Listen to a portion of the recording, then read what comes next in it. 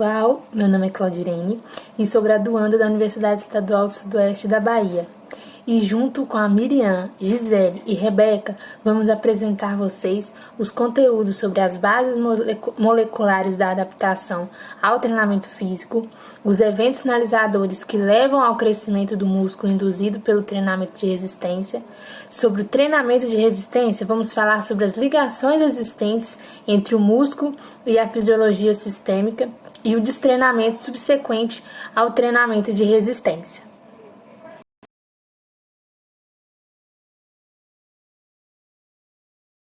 Bem, uma série de exercícios gera um aumento transiente na quantidade de mRNAs específicos, que tipicamente atinge o pico durante as primeiras 4 a 8 horas de pós-exercício e volta aos níveis basais dentro de 24 horas. Além disso, a gente pode observar que os níveis de mRNA para proteínas específicas do músculo aumentam a velocidade, as velocidades diferentes e atingem o pico em períodos de tempo variáveis após uma sessão de exercício. Esse aumento induzido pelo exercício dos níveis de mRNA resulta na síntese aumentada de proteínas musculares específicas. Bem, dessa forma, o exercício repetido diariamente produz um efeito cumulativo e leva ao aumento progressivo dos níveis de proteínas musculares específicas que melhoram a função muscular. A gente pode observar que os aumentos induzidos pelo treinamento da concentração de proteínas musculares são um processo gradual, em que ocorrem elevações amplas dos níveis proteicos musculares durante as primeiras semanas de treinamento seguidas de um acúmulo mais lento de proteínas à medida em que ele progride.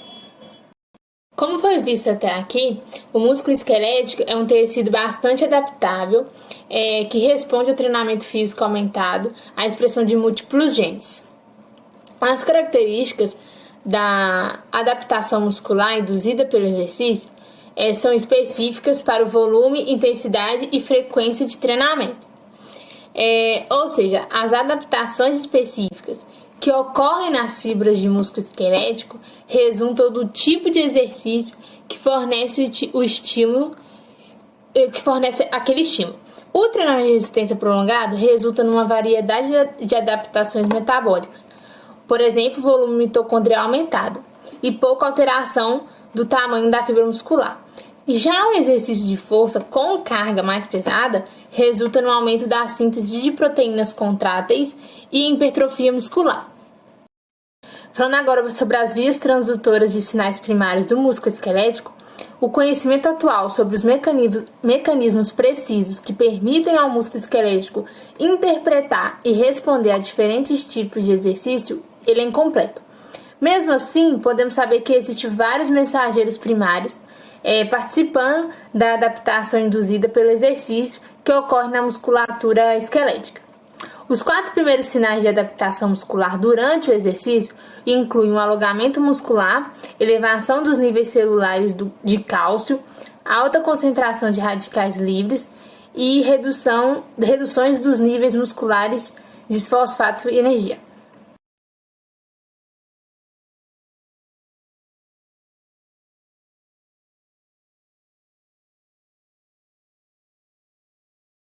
Dando continuidade às apresentações, primeiro vamos entender o que é hipertrofia. Ela é o aumento da fibra muscular. E como acontece esse aumento dessa massa muscular ou como ocorre a hipertrofia? Bom, a função dos nossos músculos é a produção de força e de movimento e a manutenção da nossa postura. E nos músculos já sabemos que possui estruturas maiores e menores e estruturas celulares, ou seja, células do tecido muscular, também chamadas de fibras musculares. E elas possuem mais de um núcleo.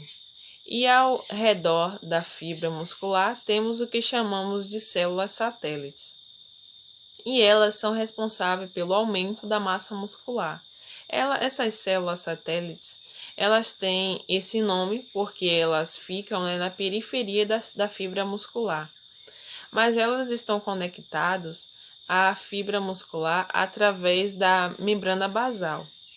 E essas células satélites, elas são responsáveis pela reparação do tecido muscular.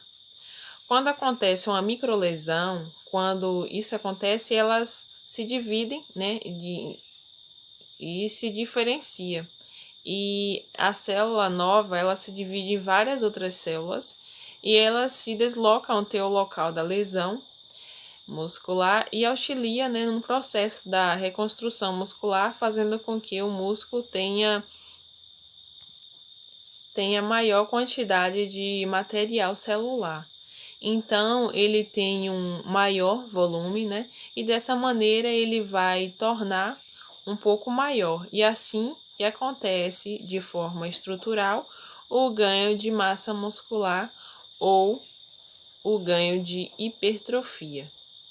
Mas como ocorre, né, dentro da célula esse aumento dessa massa muscular? Esse aumento das proteínas contráteis de actina e de miosina. Bom, existe uma via bioquímica, né, chamada de via P3K-mTOR AMPK, mais conhecido como AMPK-mTOR. Ela é responsável pelo aumento, né, das proteínas dentro da célula muscular. E como é que isso funciona? Através do treinamento de força e da musculatura. O organismo ele ativa essa molécula P3K, ela está situada, né, na membrana da fibra muscular. E ela dá início a outros processos bioquímicos, que acaba ativando o mTOR. Ele é responsável pela criação de novas proteínas, ou seja, pela síntese proteica. Dessa maneira, ele faz com que o tamanho das miosinas aumente e conforme elas vão aumentando, o miofilamento vai aumentando de tamanho, né, a miofibrila, a fibra muscular, e o músculo vai se tornando maior, e assim ocorre a hipertrofia. E onde é que entra, né, a MPK nessa história? Bom, conforme vai aumentando o exercício aeróbio, aumenta a ativação dessa enzima AMPK. Ela também está dentro da fibra muscular. Só que ela não tem participação, né, na hipertrofia muscular, mas ela tem participação na biogênese mitocondrial, ou seja, ela é responsável, né, por aumentar o número de mitocôndrias. Como podemos observar, né, na imagem abaixo, podemos ver a fibra muscular antes e ela depois, né, ou durante o exercício ou treinamento de força. Há uma relação, né, proporcional à quantidade de mionúcleos ou de proteínas mionúcleos ao processo de hipertrofia. As fibras musculares que atingirem, né, uma maior quantidade de mionúcleos, que são esses pontinhos lilás, essas fibras musculares elas vão crescer mais rapidamente quando submetidas, né, a um treinamento de força. Juntamente, né, com as células satélites que vão reparar as microlesões e aumentando o tamanho, né, dessa musculatura. E o mTOR ele vai aumentar a quantidade de proteína e assim vai ocorrer a hipertrofia ou o aumento da massa muscular.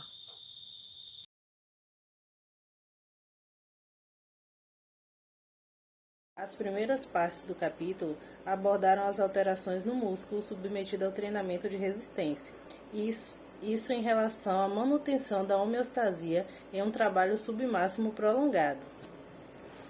Mas essas mesmas alterações também vão estar relacionadas às respostas diminuídas da frequência cardíaca, ventilação e níveis de catecolaminas, medidas durante o trabalho submáximo após um treinamento de resistência. Então, qual é a ligação existente entre as alterações ocorridas na musculatura e a melhora das respostas de frequência cardíaca e ventilação no exercício? Existe um estudo sobre treinamento de resistência que vai ilustrar a importância do músculo treinado na resposta corporal geral a uma série de trabalhos submáximo. Nesse estudo, cada uma das pernas, a direita e a esquerda dos participantes, foi testada de maneira separada, através de um ergômetro de ciclo a uma taxa de trabalho submáxima antes e durante o programa de treinamento de resistência. A frequência cardíaca e a ventilação foram medidas ao final do teste de exercício submáximo. Também foi colhida uma amostra de sangue para monitorar as alterações dos níveis de lactato, adrenalina e noradrenalina. Durante o estudo, cada indivíduo treinou somente uma perna durante 13 sessões de treinamento de resistência. Ao final de cada semana de treinamento, os indivíduos foram testados a uma mesma taxa de trabalho submáxima. A figura 13.10, ela vem mostrar que as respostas de frequência cardíaca, ventilação, lactato sanguíneo e níveis plasmáticos de adrenalina e noradrenalina diminuíram no decorrer do estudo. No fim desse programa de treinamento, a perna que não foi treinada foi então treinada por 5 dias consecutivos, com a mesma taxa de trabalho submáximo aplicada à perna que foi treinada anteriormente. As medidas fisiológicas foram obtidas durante a sessão de exercício nos dias 1, 3 e 5. A figura 13.10 mostra que todos os sistemas responderam como se jamais tivessem sido expostos ao treinamento físico. Dessa forma, não houve transferência do efeito do treinamento de uma perna para outra. Esse exemplo mostra que as respostas de frequência cardíaca, ventilação e catecolamina plasmática diante do exercício submáximo prolongado não são determinadas pela adaptação específica de cada órgão ou sistema, e sim pela condição de treinamento dos grupos musculares engajados durante o exercício. Nós possuímos numerosos receptores musculares, que vão responder às alterações bioquímicas que ocorrem no músculo e vão fornecer informações ao sistema nervoso central sobre a taxa de trabalho muscular. Em particular, as fibras nervosas de pequeno diâmetro, como as fibras do grupo 3 e 4, são responsivas à tensão, temperatura e alterações bioquímicas musculares. Além disso, essas fibras nervosas aumentam a sua velocidade de disparo de modo proporcional às alterações de taxa metabólica do músculo. A figura 13.11 ilustra como as fibras nervosas do grupo 3 e 4 do músculo esquelético promovem um mecanismo de resposta periférica que contribui para a regulação das respostas cardiovascular e respiratória durante o exercício. Já na figura 13.12, nós teremos o conceito de controle central da resposta fisiológica ao exercício. Os centros cerebrais superiores, como córtex motor, gânglios basais e cerebelo, preparam-se para executar uma tarefa motora e enviar potenciais de ação através dos centros cerebrais inferiores e núcleos espinais, para influenciar as respostas ao exercício dos sistemas cardiorrespiratório e nervoso simpático. À medida que mais unidades motoras são recrutadas para desenvolver a maior tensão necessária à realização de uma tarefa de trabalho, respostas fisiológicas mais amplas passam a ser necessárias para poderem sustentar essa taxa metabólica dos músculos. Dando um exemplo, se algumas fibras musculares elas são impedidas de contrair, então outras fibras musculares elas devem ser recrutadas para manter a tensão. Isso gera respostas de frequência cardíacas mais altas à tarefa de trabalho. A capacidade de realizar uma série de exercícios submáximo constante por um período prolongado depende do recrutamento de um número de unidades motoras que seja suficiente para atender aos requisitos de trabalho e para a realização do exercício. Antes do treinamento de resistência, mais unidades motoras pobres em mitocôndria vão ser recrutadas para realizar uma tarefa a um dado volume de oxigênio. Isso vai gerar um maior impulso central para os centros de controle cardiorrespiratórios, gerando respostas maiores do sistema nervoso simpático, da frequência cardíaca e ventilação. A resposta oriunda dos quimioceptores em um músculo não treinado também estimularia o centro de controle cardiorrespiratório. Com o aumento do número de mitocôndrias subsequente ao treinamento de resistência, a concentração de fatores locais que estimulam as fibras nervosas aferentes de tipo 3 e 4 não aumenta tanto. Esse fator leva à entrada de menos informação dos quimioceptores nos centros cardiorrespiratórios. Adicionalmente, o número aumentado de mitocôndrias permite que a tensão muscular seja mantida, com o envolvimento de menos unidades motoras na atividade. A entrada diminuída de sinais de avanço, oriunda dos centros cerebrais superiores, e a resposta diminuída do músculo resultam em respostas menores ao exercício, em termos de rendimento do sistema nervoso simpático, frequência cardíaca e ventilação. Em resumo, nós podemos dizer que as alterações bioquímicas que ocorrem no músculo em decorrência do treinamento de resistência vão influenciar as respostas ao exercício em termos de frequência cardíaca e ventilação. E a diminuição da resposta dos quimioreceptores no músculo treinado e uma menor necessidade de recrutar unidades motoras para a realização de uma tarefa de um exercício resultam em respostas menores do sistema nervoso simpático, da frequência cardíaca e da ventilação ao exercício submáximo.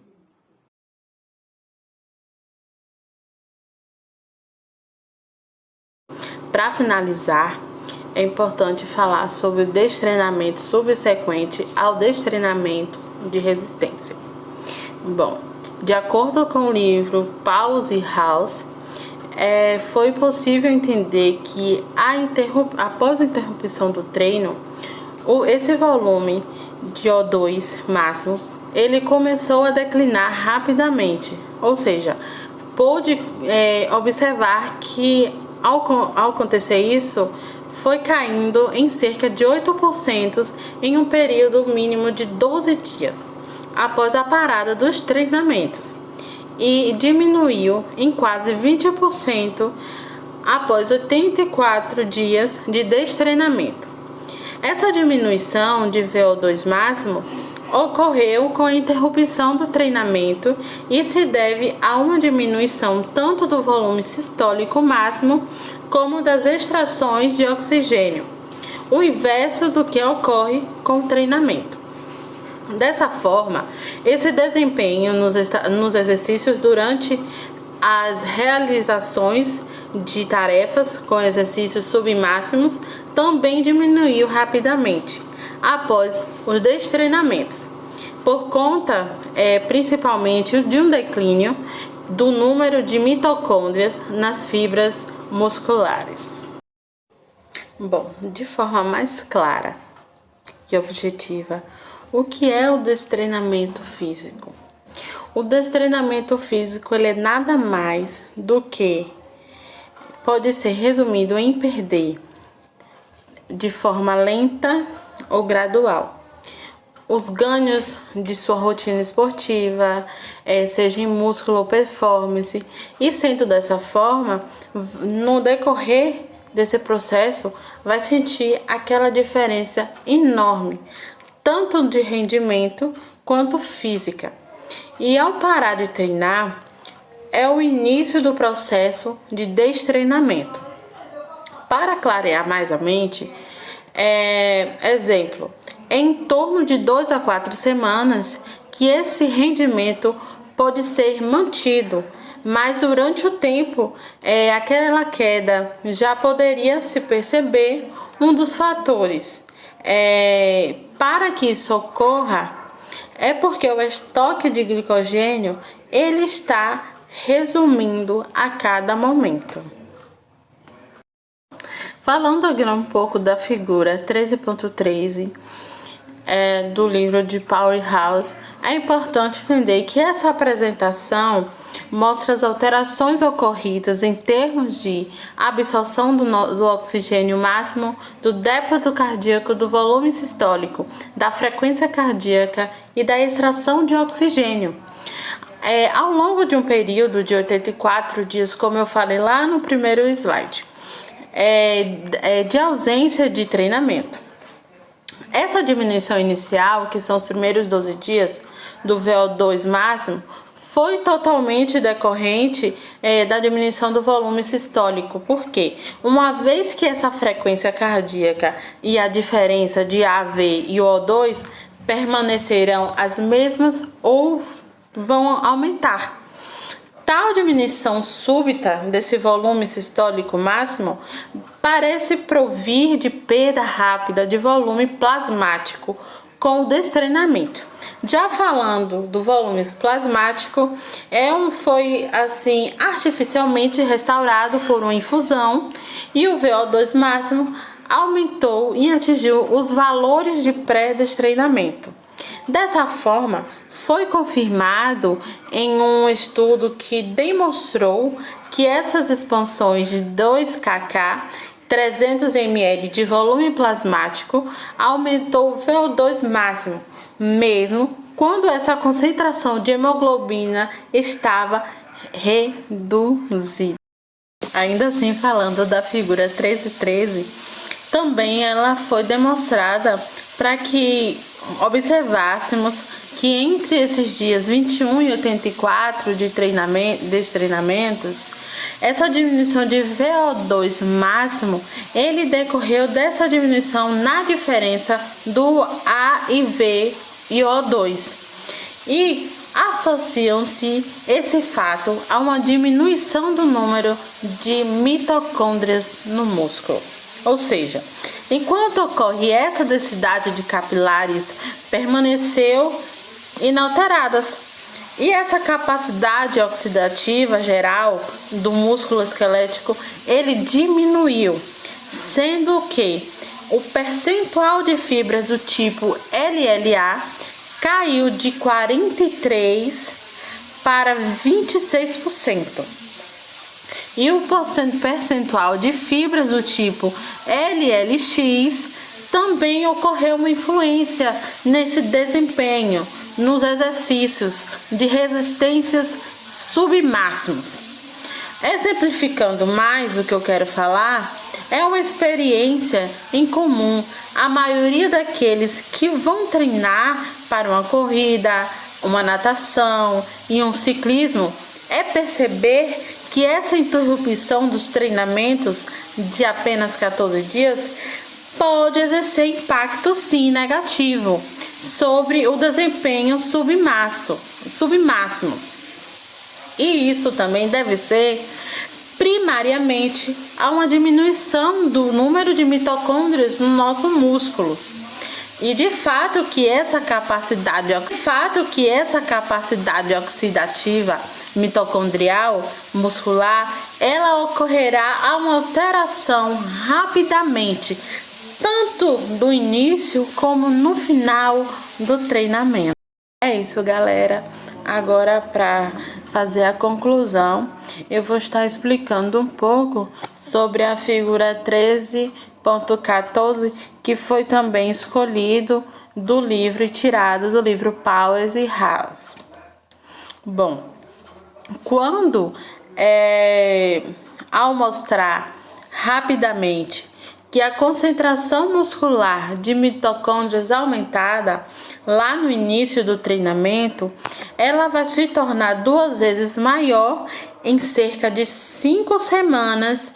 Entretanto, basta só uma semana para que o destreinamento que está indicado na letra A aqui acima, para que ocorra uma perda aproximadamente de 50% de todos os ganhos que foram conquistados em 5 semanas de treinamento. E dessa forma, de 10 a 90 diante disso, foram necessárias de 3 a 4 semanas para o retreinamento, para alcançar novamente os níveis anteriores, que estão indicando aqui na letra B. E é isso, espero que vocês tenham gostado e muito obrigado pela compreensão de todos. E é isso, valeu, um beijo.